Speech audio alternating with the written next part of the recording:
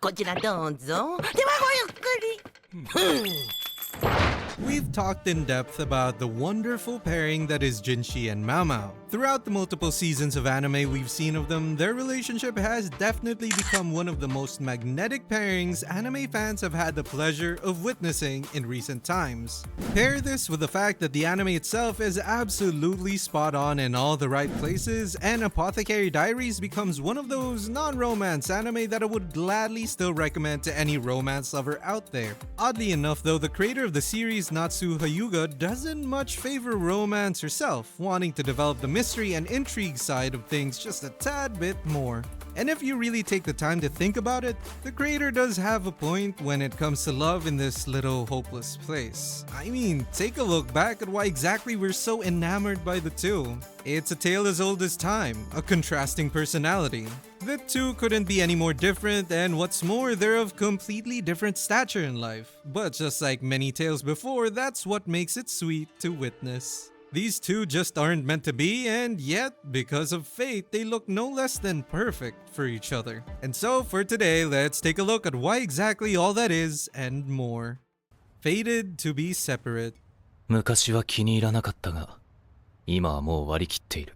We've talked about this in earlier videos before, but Jinshi is a very complex character despite what it may seem. He's introduced to us as a man who's in control, with a little bit of mischief sprinkled in alongside his godly looks. He charms pretty much every lady in the inner palace, and he damn well knows it. His initial meeting with Mama was even due to a scheme he cooked up, immediately showing us viewers that he is someone who's at least comparable in intellect to our apothecary lead. But all this is to be expected as he's a head eunuch of the inner palace. He handles each and every one of these ovulating, scheming girls to make sure the palace runs as smoothly as possible for the big man upstairs. Now, let's add another fact to that. Jinshi is not a mere eunuch, and in fact, he's closely related to the mentioned big man. Jinshi is a man of royalty. From the moment of his birth, he was bred to be of higher authority. Isolated, empowered, a man burdened with great power and great responsibility. All this meant that he had little to go for human connections. In particular, his only lasting relations are with his close aide Gao Shun and his head lady-in-waiting Suiren. Basically, two old people who have taken a more parental stance with him. In terms of others within his age bracket, there aren't any others who've gone close to his heart. Maybe aside from Gyokuyo, who's a consort he gained interest in due to her intelligence and kindness. Jinshi was actually the one who chose her to be a high consort for his daddy emperor. All that to say though, Maomao is the first real man or woman around his age whom he could really be himself around. But that's where the problems start.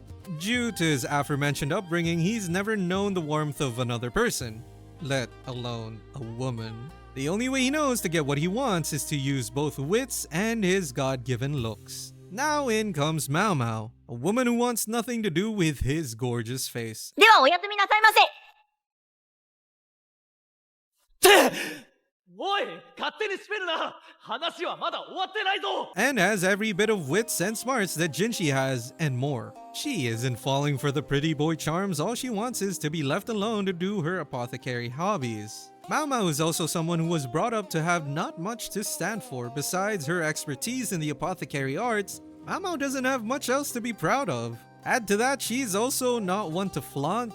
Maomao is extremely good looking in her own right, as every anime fan should know, but unlike Jinshi who weaponizes that fact, Maomao actively hides it with makeup.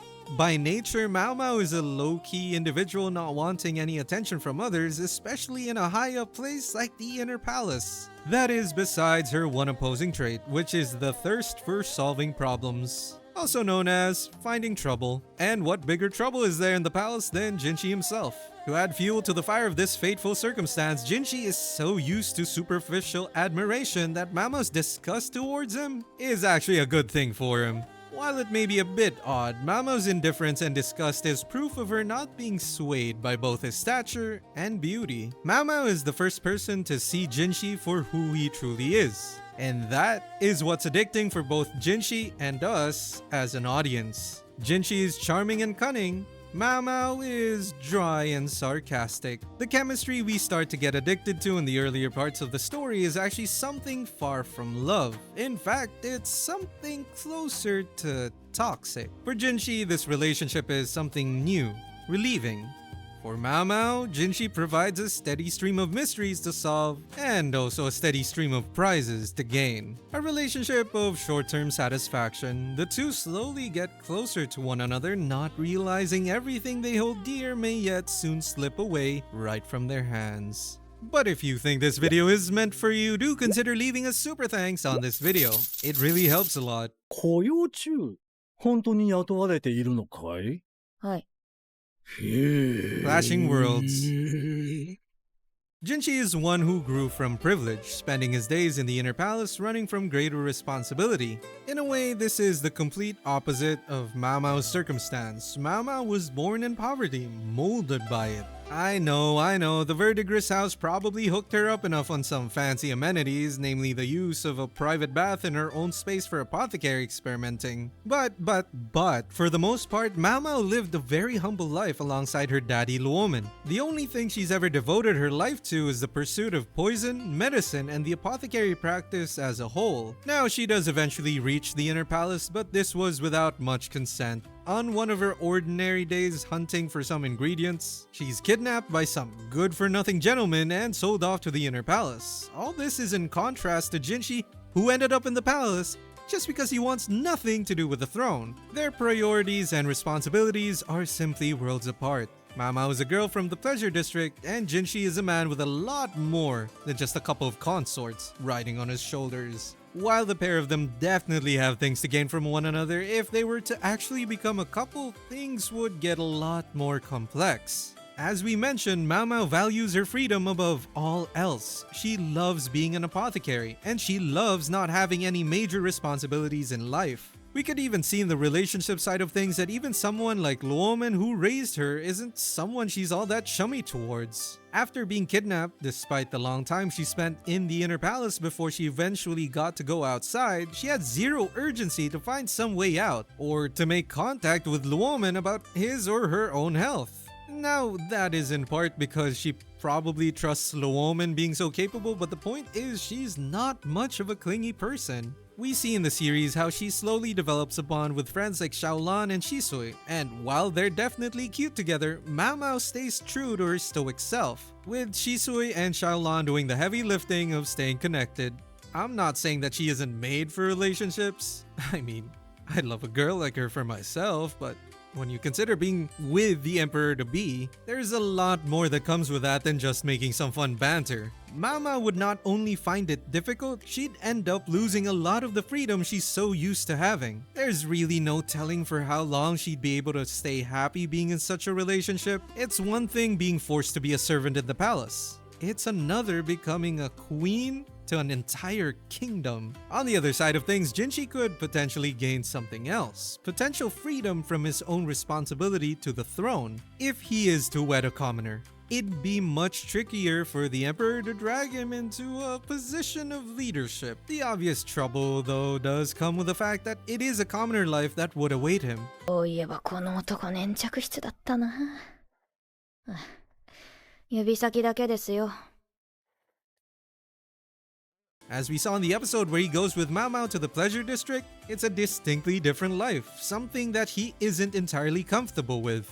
Jinshi, who's had a servant at the ready all his life, would basically be left to fend for himself, all the while supporting a mad apothecary who spends her days poisoning herself. It's a hard life to imagine, but it's also one I wouldn't mind seeing an anime of. However, all that only holds true if Maomao was in fact a simple commoner. As we know, Maomao is actually the daughter of Lacan, an esteemed general of the kingdom and head of the Law clan. Maomao's practically a princess. This union between them could push Maomao herself taking in her own hidden responsibilities to the clan she was born from, also locking in Jinshi to be the emperor he's expected to be. So once again, freedom is lost. Not just for Maomao, who had been enjoying it, but now for Jinshi, who's been longing for it so long. While Maomao may appear as an oasis from his royal troubles, she's actually a very live trap that could forever shackle Jinshi to the very post he's been avoiding. If the two want to remain at their happiest, friendship is as far as they could really take it. 神殺す気ですか Is there still anything that love can do? So, how is it that with all their differences and circumstances, Jinshi and Maomao are still the power couple we've come to know? Well, I think the answer is a lot more than just because the writers said so. I mean, as we discussed at the start of all this, the creator Natsuo Hyuga doesn't even like the romance to begin with. But the fact does remain that while the two are magnetic together, they're still quite far from being a proper anime couple. In fact, considering the nature of the characters and the creator's stance, it's likely that their getting together will take a couple more anime seasons for us to witness. The problems are there, but so are the developing feelings. By the end of season 2, Maomao has felt the full force of the price of her beating heart. Through the many challenges she's faced, she's learned of the true value of relationships and what it means to really hold them close. It's not a stretch to say that Jinshi is one person she'll be looking to value just a little bit more. On account that her two girlfriends are no longer with us, of course. And for Jinshi, he's slowly warmed up to the reality that she will have to eventually wield the power and responsibility he was born to have.